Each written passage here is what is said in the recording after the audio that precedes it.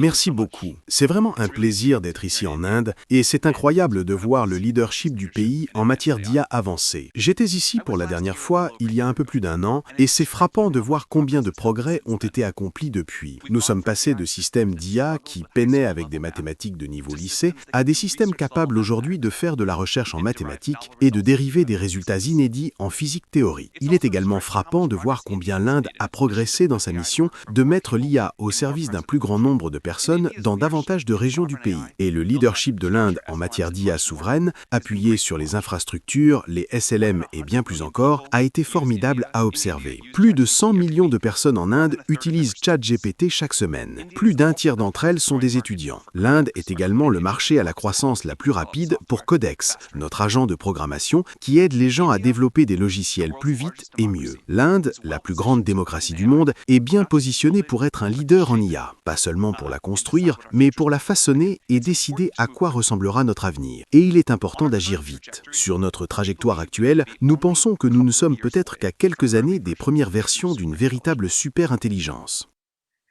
Si nous avons raison, d'ici la fin 2028, une plus grande part de la capacité intellectuelle mondiale pourrait résider à l'intérieur des centres de données qu'à l'extérieur. C'est une déclaration extraordinaire et bien sûr, nous pourrions nous tromper. Mais je pense qu'elle mérite vraiment d'être considérée sérieusement.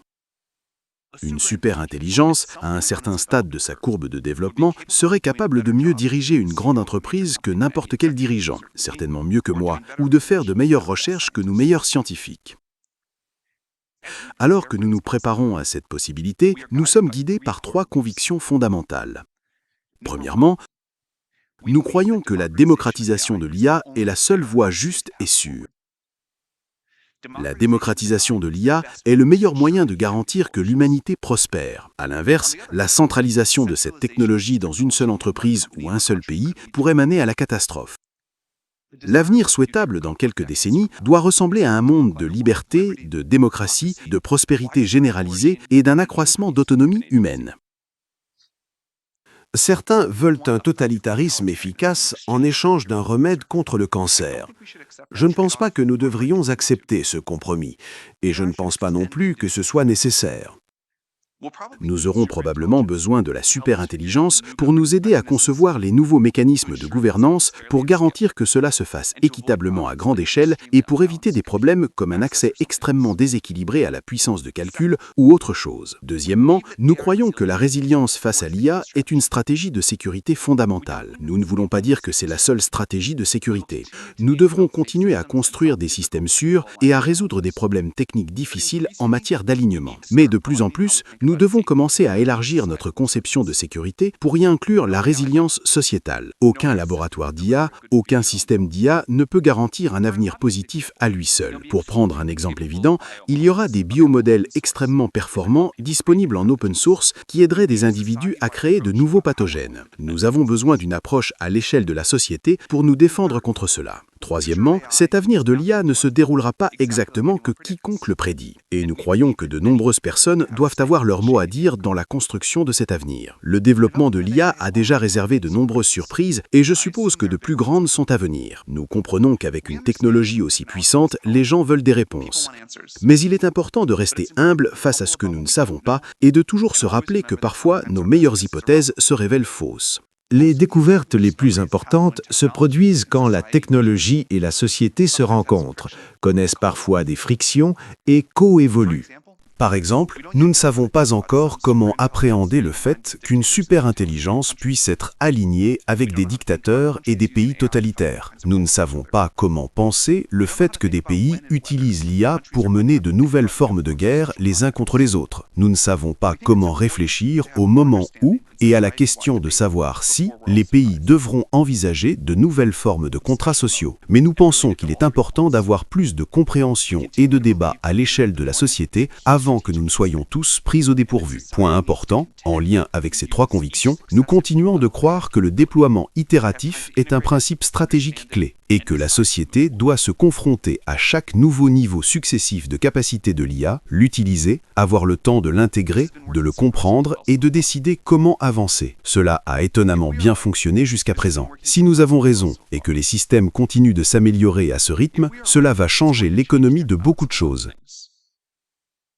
Ce qui est vraiment formidable dans les progrès de l'IA, c'est qu'il semble que beaucoup de choses vont devenir bien moins chères et que la croissance économique va s'accélérer considérablement. Nous voyons déjà ce que l'IA fait pour l'accès à des soins de santé de qualité, à l'éducation et bien plus encore. Dans les années à venir, nous nous attendons à ce que les robots rendent de nombreux produits et biens moins chers à mesure que les chaînes d'approvisionnement s'automatisent. La limite à cette réduction de coûts ne sera peut-être que la politique gouvernementale. Mais l'autre face de cette médaille, c'est que les emplois actuels vont être perturbés, car l'IA peut faire de plus en plus de choses qui font tourner notre économie aujourd'hui. Il sera très difficile de surpasser un GPU à bien des égards. Ce sera facile à d'autres égards.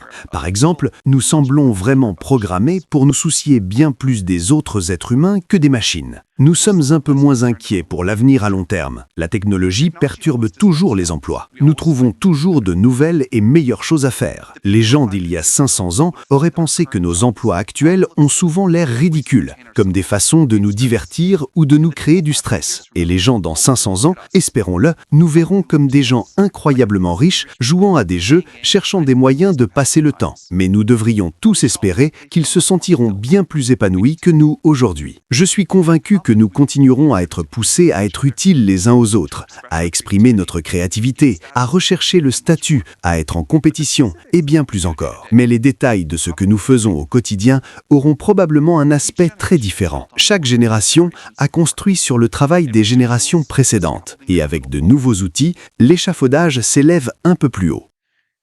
Ce treillis externe collectif, cet ensemble d'outils que nous avons construits autour de nous est remarquable et nous sommes capables de faire des choses dont nos arrière-arrière-grands-parents n'auraient pas pu rêver. C'est un impératif moral de s'assurer que nos arrière-arrière-petits-enfants puissent en dire autant et la technologie, et surtout l'IA, est le moyen d'y parvenir. Pour un avenir démocratique de l'IA, il ne suffit pas de donner aux gens des outils et de la richesse. Nous devons aussi leur donner de l'autonomie et du pouvoir. Les visions que les entreprises d'IA présentent se réduisent fondamentalement soit à un contrôle unilatéral, soit à un pouvoir décentralisé. Partager le contrôle signifie accepter que certaines choses vont mal tourner, en échange de ne pas avoir une seule chose qui tourne catastrophiquement mal. Un contrôle totalitaire figé. C'est un compromis fondamental de la démocratie, et c'est un compromis auquel nous croyons très fermement comme étant le moyen de donner à chacun une capacité d'action collective sur l'avenir. Bien sûr, cela ne veut pas dire que nous n'aurons pas besoin de régulation ou de garde-fous. Nous en avons évidemment besoin de toute urgence, comme nous en avons eu pour d'autres technologies puissantes. En particulier, nous pensons que le monde aura peut-être besoin de quelque chose comme l'AEIA pour la coordination internationale de l'IA, et surtout pour qu'elle ait la capacité de réagir rapidement à des circonstances changeantes. Les prochaines années mettront la société mondiale à l'épreuve, alors que cette technologie continue de s'améliorer à un rythme rapide. Nous pouvons choisir soit de donner du pouvoir aux gens, soit de concentrer le pouvoir. Merci beaucoup. J'aimerais vous dire que depuis quelques mois déjà, j'ai construit un programme d'apprentissage unique. Je vous apprends l'IA sous tous ses aspects. C'est un parcours que j'ai créé et pensé pour vous transmettre tout ce que je sais. Alors non seulement sur les modèles d'IA comme ChatGPT, Gemini de Google, Grok de Elon Musk, Claude, etc. Je vous montre en fait et surtout la manière de les intégrer concrètement dans votre vie, dans votre travail, dans vos projets. Et ce que vous soyez salarié, indépendant, entrepreneur ou même à la retraite. Car oui, nous avons beaucoup de retraités dans la communauté et ils utilisent l'IA au quotidien. J'ai récemment sorti la plus grosse mise à jour à ce jour de la formation. Ça fait un petit moment que j'en parlais, mais ça y est, elle est là, elle est en ligne. C'est un module entièrement dédié à l'automatisation par IA, donc en utilisant N8N. Autrement dit, la création d'agents IA, donc des espèces de salariés virtuels qui vont travailler pour vous et tout faire pour vous. En somme, vous faire gagner des heures et des heures et des heures. Vous êtes déjà plus de 6 à 7 000 à avoir rejoint ce programme, donc merci pour tout ce soutien. Et enfin, sachez qu'il n'y a pas besoin d'être développeur, pas besoin d'avoir un profil technique. Je vous prends par la main et pas à pas, avec des leçons vidéo claires, des cas concrets pratiques, on voit tout ce qui touche à l'IA. Dernier point, mais pas des moindres bien sûr, si vous nous rejoignez aujourd'hui, vous aurez accès à toutes les évolutions du futur. Sans surcoût, accès illimité à vie à tout ce que je veux vous apprendre. Donc aujourd'hui, c'est un paiement unique, ce n'est pas un paiement mensuel, c'est juste un paiement unique et vous aurez accès à vie à toutes les mises à jour que je vais faire en permanence et que je fais en ce moment même d'ailleurs. Donc si cela vous intéresse, vous avez les liens en dessous de la vidéo, donc soit en description, soit en commentaire épinglé pour nous rejoindre. Dans tous les cas, moi je serai très heureux de vous accueillir dans le programme Vision IA. Si vous êtes encore là, merci d'avoir regardé cette vidéo jusqu'au bout et je vous dis à très vite pour la prochaine vidéo. À bientôt.